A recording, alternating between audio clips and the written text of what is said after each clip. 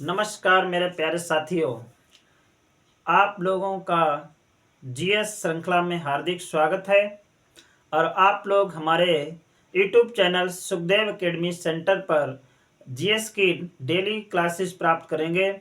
और ये जीएस जो है सभी कॉम्पिटिटिव एग्जाम के लिए एकदम रामबाण सिद्ध होने वाला है, बहुत महत्वपूर्ण है। आप लोगों को पीसीएस लेवल के क्वेश्चन पढ़ाए जाएंगे और हमारी इस वीडियो को आप लोग बहुत ही प्यार और स्नेह के साथ देखिएगा और आप कॉपी कलम लेकर के इसे नोट जरूर करते जाइएगा, क्योंकि ये क्वेश्चन जो हैं आपको सफलता जरूर दिलवाएंगे। इसलिए आप लगातार हमारे YouTube channel Sukhdev academy centre पर बने रहिए और हमारे चैनल को सब्सक्राइब कर लीजिए और हमारी वीडियोस जितनी भी हैं उनको लाइक कर दीजिए और शेयर कर दीजिए, ताकि आपके अन्य दोस्तों को भी इसी प्रकार जीएस की महत्वपूर्ण श्रृंखला का रसास्वादन करने को मिल जाए। देखिए मेरे प्यारे साथियों, आज का जो महत्वपूर्ण सेशन होने जा रहा है, आप लोग इस महत्वपूर्ण सेशन में जरूर हिस्सा लीजिएगा और कंप्लीट वीडियो देखिएगा, क्योंकि इसमें हम लगभग आपको जितने इम्पॉर्टेंट क्वेश्चन होंगे उनकी श्रृंखला में हम इम्पॉर्टेंट प्रश्न को पढ़ाने वाले हैं। इसलिए देखिए आज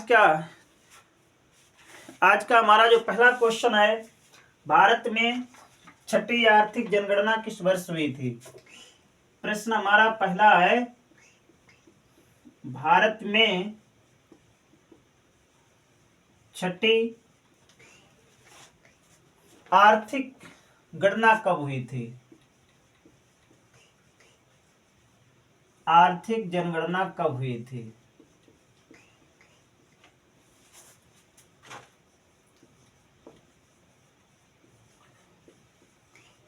मोस्ट इंपॉर्टेंट क्वेश्चन है, भारत में छठी आर्थिक जनगणना कब हुई थी। इसका मेरे प्यारे साथियों आंसर है 2013 और 14 में।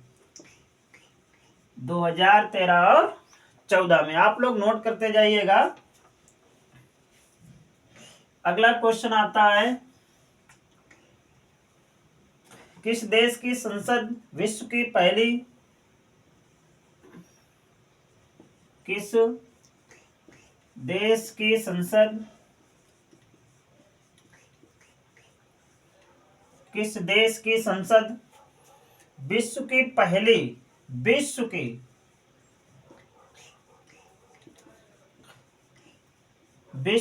पहली पूर्णतः सौर ऊर्जा संचालित बनी। पूर्णतः सौर ऊर्जा संचालित संसद हुई है। संचालित संसद हुई है। मेरे प्यारे बच्चों और मेरे प्यारे साथियों, ये मोस्ट इंपॉर्टेंट क्वेश्चन है, बड़ा रोचक भी है। देखिए, विश्व में पहली जो संसद बनी है सौर ऊर्जा से संचालित हुई है, ये है पाकिस्तान। आंसर इसका है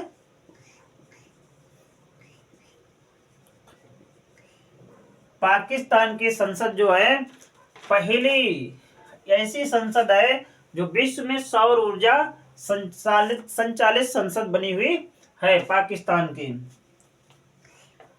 अगला क्वेश्चन है, आम की किस प्रजाति को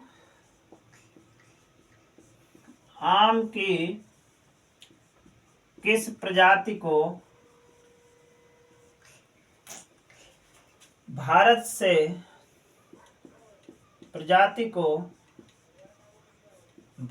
से निर्यात हेतु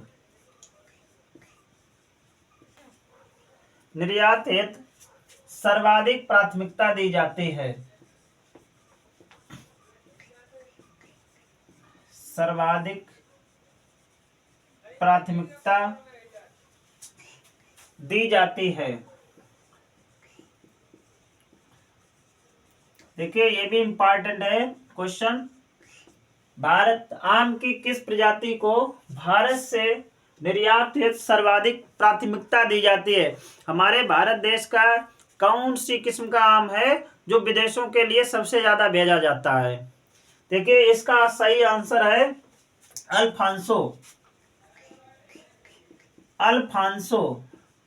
अल्फांसो ये आम की प्रजाति है, ये सबसे ज्यादा विदेश में निर्यात किया जाता है अल्फांसो। अब देखिए इसमें नोट लिखवा दूं, इसके अन्य नाम भी हैं। जैसे देखो, हापुस महाराष्ट्र में से कहा जाता है, हापुस। अल्फांसो को हापुस में, महाराष्ट्र में हापुस कहा जाता है, और आपुस इसे कर्नाटक में कहा जाता है। कर्नाटक राज्य में इसको आपुस के नाम से जाना जाता है। देखिए अगला क्वेश्चन आ रहा है, किस फसल में तेल और रेशा दोनों पर्याप्त मात्रा में होते हैं? किस फसल में तेल और रेशा, तेल और रेशा पर्याप्त मात्रा में होते हैं? पर्याप्त मात्रा में होते हैं। इंपॉर्टेंट क्वेश्चन है। सही जवाब इसका है अलसी। अलसी में पर्याप्त मात्रा में तेल भी पाया जाता है और रेशा भी होता है। अगला क्वेश्चन है, भारत में कुल दलहन का, भारत में कुल दलहन का, कुल दलहन का 75% उत्पादन, 75% उत्पादन किन दालों से होता है? किन दालों से होता है? इसका मतलब यह है कि भारत में सबसे ज्यादा कौन सी दालें उगाई जाती हैं? मेरे प्यारे साथियों, इसका सही जवाब है चना और अरहर। चना एवं अरहर, चना और अरहर ये भारत की सबसे ज्यादा उगाई जाने वाली दलहने फसलें हैं। और रोचक बात बता दूं आप लोगों को, नोट पॉइंट में देख लीजिएगा कि विश्व में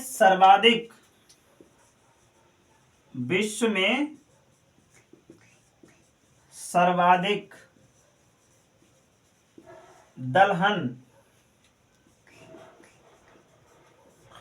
का उत्पादन भारत करता है, उत्पादन भारत करता है।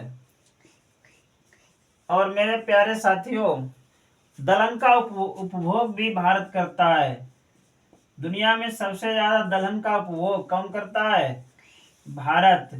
हमारे भारत देश में कहावत भी है कि क्या भैया चल रहा है, दाल रोटी चल रही है। देखिए दाल रोटी हमारे ये भारत देश में कहावत है। और इस आप लोग समझ लीजिएगा कि भारत में सबसे ज्यादा जो दलहन फसल है वो कौन सी है? चना और अरहर। दुनिया में सबसे ज्यादा दलहन कहाँ उगाई जाती है? वो भारत में उगाई जाती है। और सबसे इंपॉर्टेंट बात यह है कि जो दलहन जो होती है वो भारत में किस राज्य में है? मेरे प्यारे साथियों, मध्य प्रदेश में जो दालें उगाई जाती हैं दलहन की फसलों में सबसे अग्रणी राज्य अगर कोई है तो वह मध्य प्रदेश है। समझ में आ रहा है मेरे भाइयों? नोट कर लीजिए।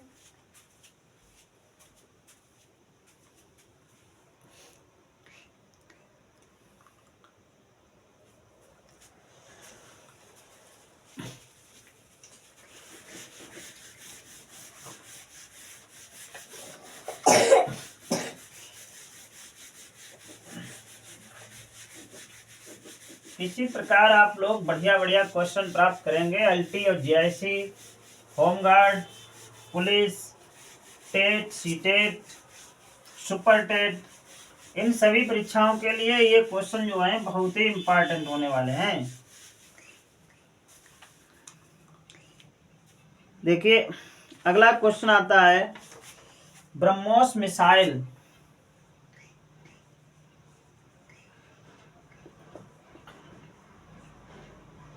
ब्रह्मोस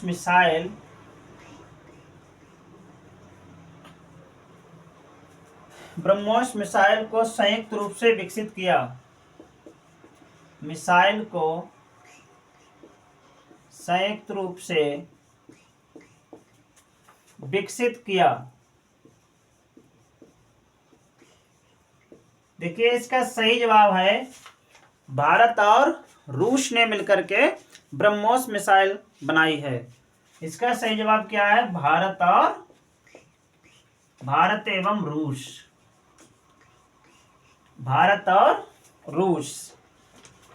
देखिए अगला क्वेश्चन है, निम्नलिखित में कौन सा युग्म सही सुमेलित नहीं है? निम्न में से कौन सा युग्म सही सुमेलित नहीं है? सही सुमेलित नहीं है। अब देखिए मैं यहाँ युग्म लिख रहा हूं। देखो विटामिन ए गाजर, विटामिन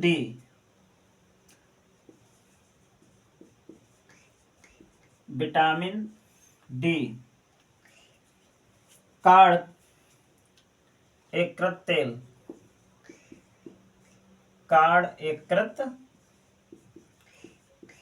तेल। और अगला है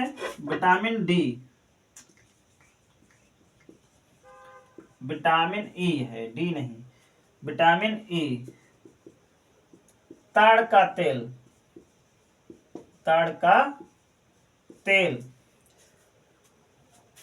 अगला है विटामिन बी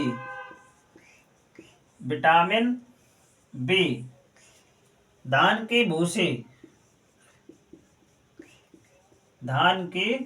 भूसी। बड़े इंपॉर्टेंट क्वेश्चन है। देखिए मेरे प्यारे भाइयों, मेरे प्यारे साथियों, इसमें जो है गलत क्या है? ये विटामिन बी गलत है। धान की भूसी, गाजर में विटामिन ए मिलती है, सही है। विटामिन डी काढ़ या यकृत तेल में मिलता है, सही है। विटामिन ई ताड़का तेल में मिलता है, सही है। लेकिन विटामिन बी धान की भूसी में नहीं पाया जाता है। धान की भूसी में कौन सी विटामिन मिलती है? ये नोट करके लिख लीजिए। धान की भूसी में विटामिन ई मिलती है। धान की भूसी में विटामिन ई मिलती है। कौन सी मिलती है? विटामिन ई मिलती है। ये इंपॉर्टेंट क्वेश्चन है। धान की भूसी, सभी लोगों को पता है धान की भूसी कैसी होती है। इसमें जो होती है क्या मिलती है? Vitamin E.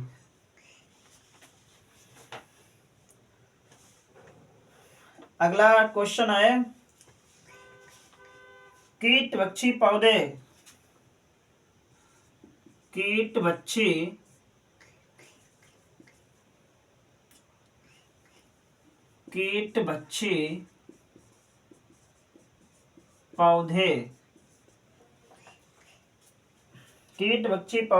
जिस मृदा में उगते हैं उसमें अल्पता होती है।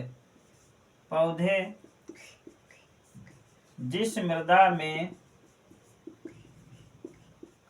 उगते हैं उसमें अल्पता का मतलब कमी होती है। किसकी कमी होती है उस मिट्टी में? सही जवाब है इसका नाइट्रोजन। जिस मिट्टी में नाइट्रोजन की कमी होगी उसमें कीटभक्षी मांसाहारी पौधे मिलेंगे। उसमें कौन से पौधे मिलेंगे? मांसाहारी पौधे। देखो नोट पॉइंट देखिए, मेघालय में घटपर्णी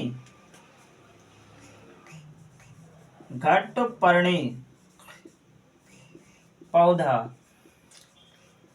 कैसा पौधा है? कीटभक्षी पौधा है।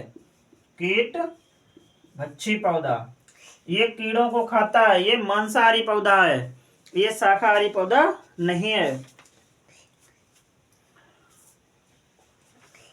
देखिए अगला क्वेश्चन है, भारत में अंग्रेजों के शासनकाल में भारत में अंग्रेजों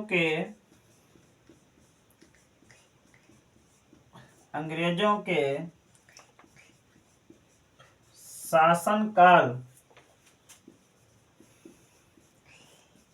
शासनकाल में सभी तीनों गोलमेज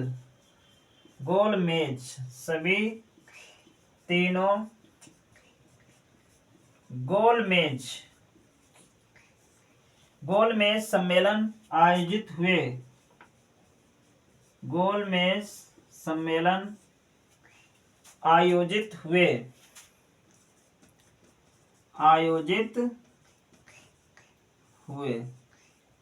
ये प्रश्न पूछ रहा है कि अंग्रेजी शासनकाल में 3 गोलमेज सम्मेलन हुए थे। ये तीनों गोलमेज सम्मेलन कहाँ हुए थे, ये प्रश्न पूछ रहा है। तो मेरे साथियों, ये तीनों गोलमेज सम्मेलन हुए थे लंदन में। इसका सही जवाब क्या है? लंदन। ये तीनों गोलमेज सम्मेलन हुए थे लंदन में। अब मैं आप लोगों को गोलमेज सम्मेलन के बारे में बता दूं, ये तीनों इंपॉर्टेंट परीक्षा में जरूर पूछे जाते हैं।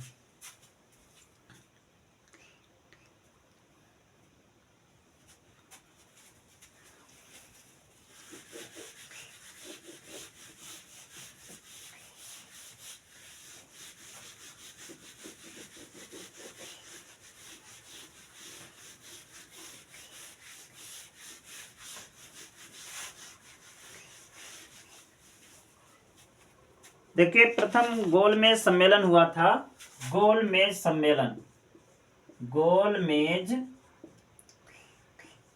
सम्मेलन। पहला वाला देखिए, प्रथम सम्मेलन हुआ था 12 नवंबर 1930। अब से चला था 23 जनवरी 1931। 23 जनवरी 1931 तक चला था प्रथम गोलमेज सम्मेलन। अब देखिए दूसरा गोलमेज सम्मेलन 7 सितंबर 1931 से लेकर के 1 दिसंबर 1931 तक चला। 1 दिसंबर 1931 तक। और तीसरा गोलमेज सम्मेलन हुआ था 17 नवंबर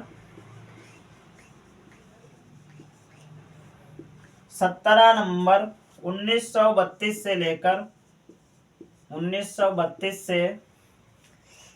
24 दिसंबर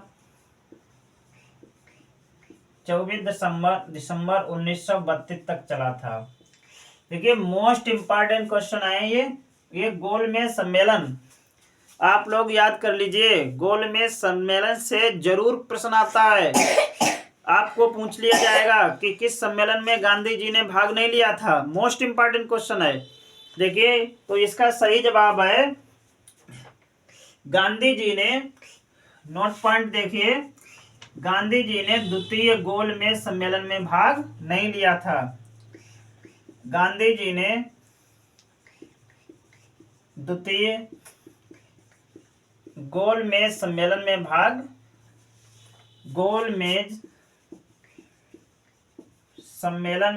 नहीं लिया था। सम्मेलन में भाग नहीं लिया था। इंपॉर्टेंट क्वेश्चन है, नोट कर लीजिए, आप टिक लगा लीजिए। गांधी जी ने द्वितीय गोलमेज सम्मेलन में भाग नहीं लिया था। अगला क्वेश्चन आता है, दिल्ली दरबार आयोजित कब हुआ था? दिल्ली दरबार आयोजित कब हुआ था?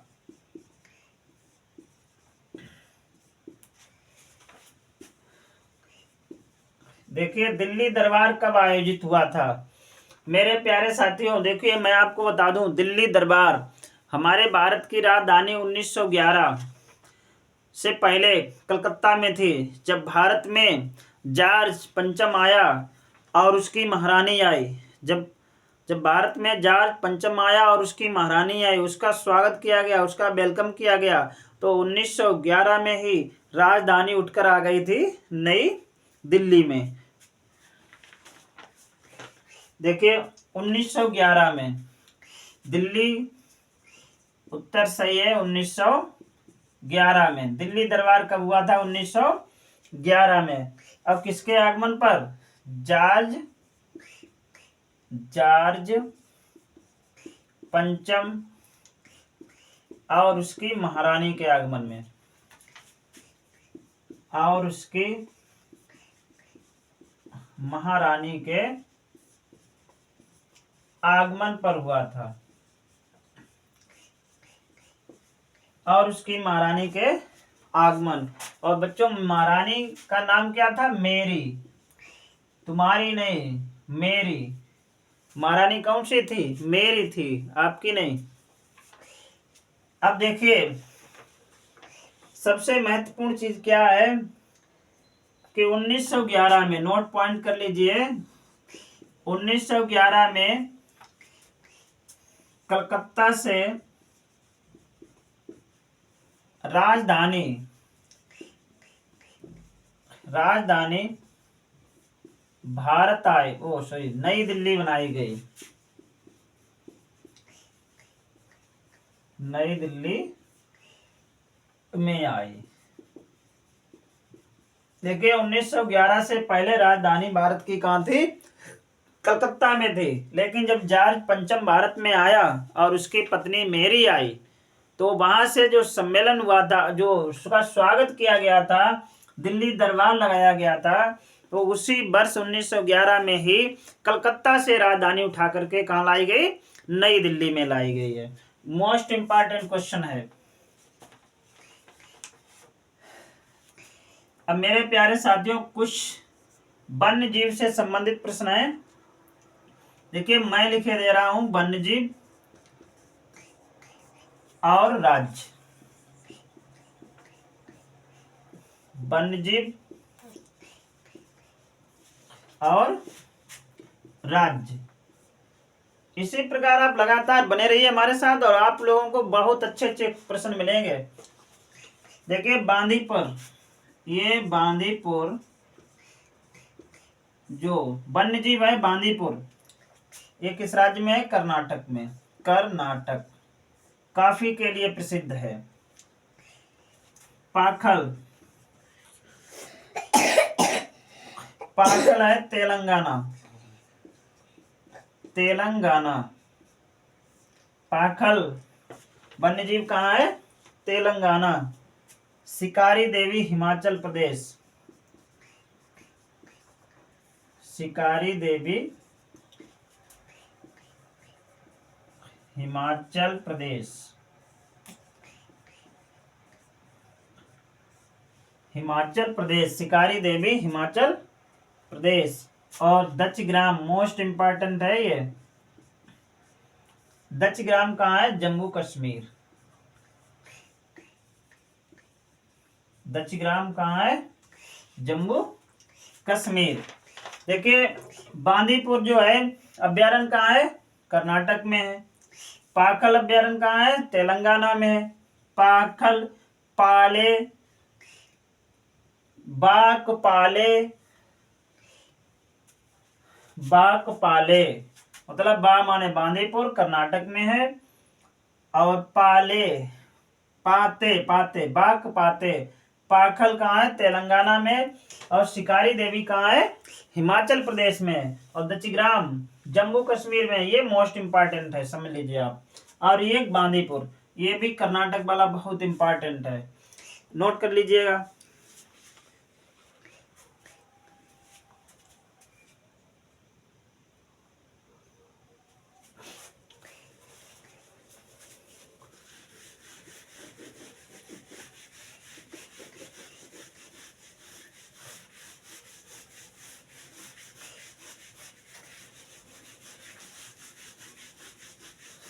आज बहुत लंबी वीडियो बनेगी, एक वीडियो में बहुत क्वेश्चन आज पढ़ाए जाएंगे।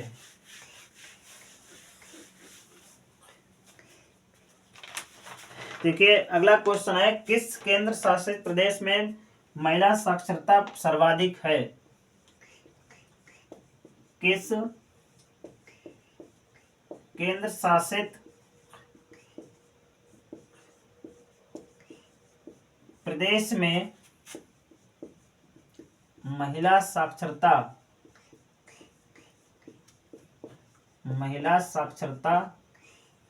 सबसे अधिक है? सबसे अधिक है, ये इंपॉर्टेंट क्वेश्चन है। देखिए सही इसका जवाब है लक्षद्वीप।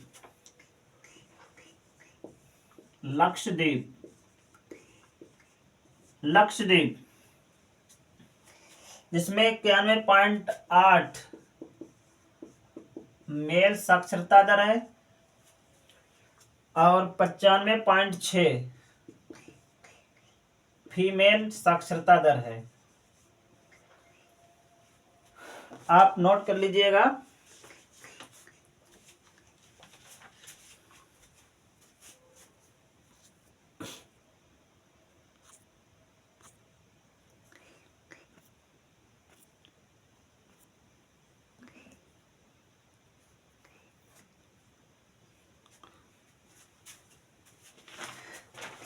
देखिए अगला क्वेश्चन है, किस वर्ष भारत में अंतरराज्यीय परिषद की स्थापना की गई?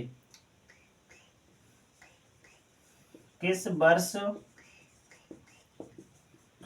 भारत में अंतरराज्यीय परिषद की स्थापना की गई? इंपॉर्टेंट क्वेश्चन है। परिषद की स्थापना की गई थी। परिषद की स्थापना की गई थी अंतरराज्यीय परिषद की 1990 ईस्वी में। सही जवाब है इसका 1990 में। और अनुच्छेद कौन सा था? 267। अनुच्छेद 63 था। 63 अनुच्छेद 263। और आयोग कौन सा था? सरकारिया आयोग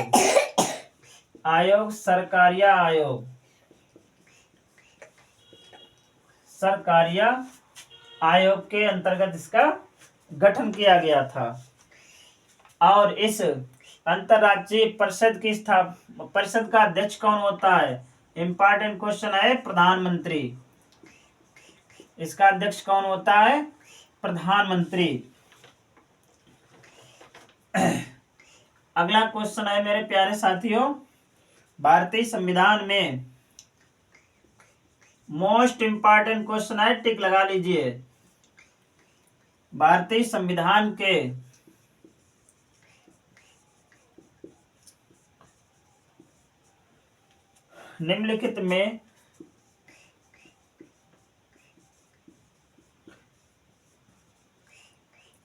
निम्नलिखित में किस संशोधन ने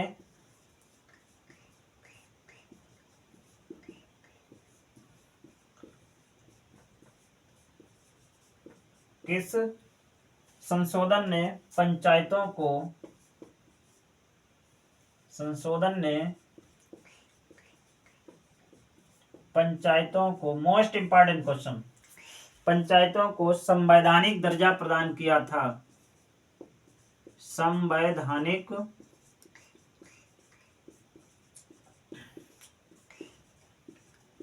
दर्जा प्रदान। देखिए मोस्ट इंपॉर्टेंट क्वेश्चन है। देखिए 73वां संविधान संशोधन था, इसका आंसर है 73वां संविधान संशोधन। कौन सा था? 73वां संविधान संशोधन। वर्ष थी 1992। वर्ष 1992। और भाग कौन सा है? 9। भाग 9। और कमेटी कौन सी थी? देखिए इसमें नोट पॉइंट लिख लीजिए आप। पंचायतों को संवैधानिक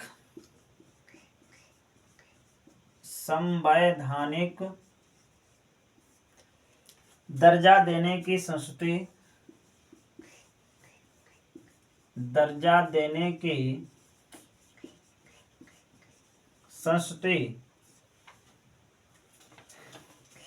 ALM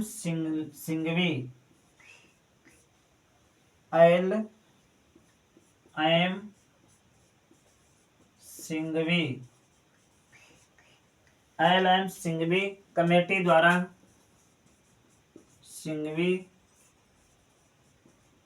द्वारा की गई थी।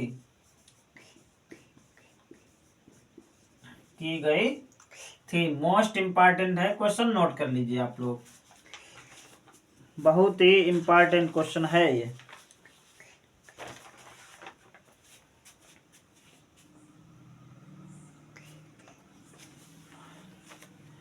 आप लोग नोट कर लीजिए और इसी श्रृंखला में बने रहने के लिए आप लोग हमारे चैनल सुखदेव एकेडमी सेंटर को लाइक कीजिए, सब्सक्राइब कर दीजिए और इसे शेयर कर दीजिए ताकि आपको आगे और ऐसे प्रश्न पढ़ने को मिल जाएं। आप अपनी परीक्षा को बहुत अच्छे ढंग से पास कर सकें, अपने मुकाम को हासिल कर सकें। जय हिंद।